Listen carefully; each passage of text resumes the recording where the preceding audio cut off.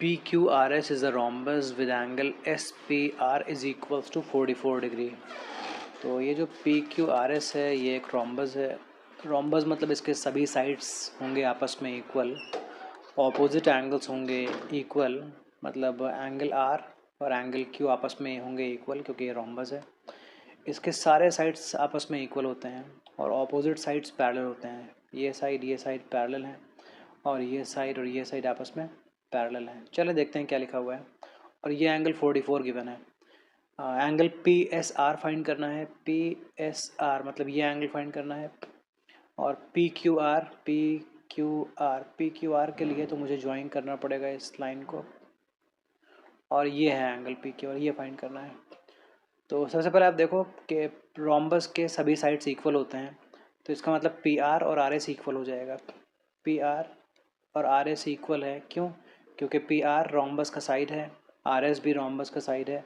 तो आप यहाँ लिख सकते हो these are the sides of rhombus. Rhombus के साइड्स हैं इसलिए आपस में इक्वल होंगे। अब अगर ये दोनों आपस में इक्वल हो गए तो ट्रायंगल PRS को देखो, ट्रायंगल PRS आइसोसेलेस ट्रायंगल बन जाएगा ना। Triangle PRS, hence triangle PRS is isosceles triangle, क्योंकि इस ट्रायंगल के दो साइड्स इक्वल हो गए हैं। PRS में PR और RS हो गए इक्वल, तो ये हो गया आइसोसेलेस ट्रायंगल। अब आइसोसेलेस ट्रायंगल में दो एंगल्स भी इक्वल होते हैं, तो जो साइड्स इक्वल होते हैं उन्हीं के ऑपोजिट एंगल्स इक्वल होते हैं। ये है PR और ये है RS, ये दोनों आपस में इक्वल हैं। तो PR के ऑपोजिट एंगल S है, ये है एंगल, और RS के ऑपोजिट ये है एंगल जो 44 है। तो ये दोनों हो गए आपस में इक्वल। तो आप लिख सकते हो क्योंकि ये आइसोसेलेस ट्रायंगल है तो देयरफॉर एंगल RPS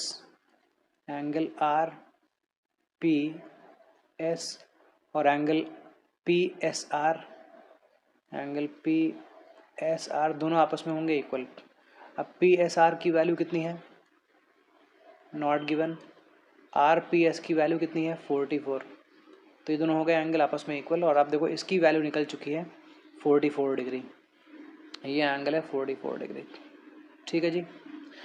अब इसके बाद हमें फाइंड करना है कि ये एंगल कितना होगा, ये एंगल कितना होगा। आई होप यहाँ तक आपको क्लियर। तो ये एंगल है 44। हाँ, अब देखो ये जो ये लाइन PQ है और ये जो RS लाइन है दोनों पैरेलल हैं। अगर ये लाइंस पैरेलल हैं तो यहाँ पर जो एंगल बन रहा है और जो एंगल यहाँ बनेगा, ये दोनों एंगल आपस में इक्वल होंगे, ऑल्टरनेट एंगल्स हैं। तो PQ और RS इक्वल हैं as PQ and RS are equal and parallel. PQ RS equal भी हैं, पैरेलल भी हैं। तो पैरेलल होने की वजह से क्या होगा, जो एंगल यहाँ बना है और जो एंगल यहाँ बना है ये ऑल्टरनेट एंगल्स इक्वल हो जाएंगे। तो उस एंगल का नाम है QPS और ये एंगल है 44, मतलब एंगल RSP। ये दोनों होंगे इक्वल, मतलब ये हो जाएंगे 44। रीज़न लिख दीजिए ऑल्टरनेट एंगल्स। तो आपको ये एंगल पता लग गया कि ये है 44। ओके, अब ये एंगल 90 होता है क्योंकि रोम्बस के डायगोनल्स जहाँ इंटरसेक्ट करते हैं वो एंगल 90 होता है। तो आप लिखना एंगल, अगर इस पॉइंट का नाम आप रख लो O, तो angle POQ is 90 degree. Okay, क्योंकि diagonals of rhombus bisect each other at 90, bisect each other at 90।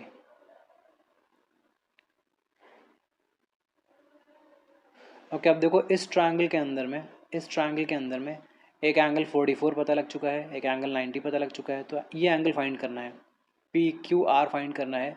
इसको आप PQO भी बोल सकते हो। तो इन ट्रायंगल PQO चलते हैं। इन ट्रायंगल PQO एक एंगल 44 है, एक एंगल 90 है, और जो एंगल PQO है ये हमें फाइंड करना है। तो इन तीनों का सम 180 होगा।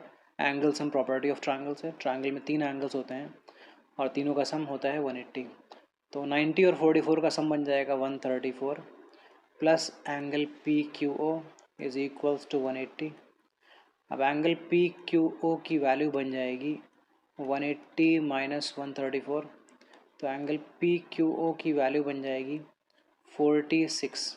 ओके, और ये जो एंगल पी क्यू ओ है यही पी क्यू आर है, तो ये भी हो जाएगा 46 डिग्री। देख लीजिए ज़रा एक बार फिर से, देखो पी क्यू ओ का मतलब होता है ये एंगल और पी क्यू आर का मतलब होता है ये एंगल, तो सेम एंगल की बात हो रही है ना, ये क्लियर हो गया।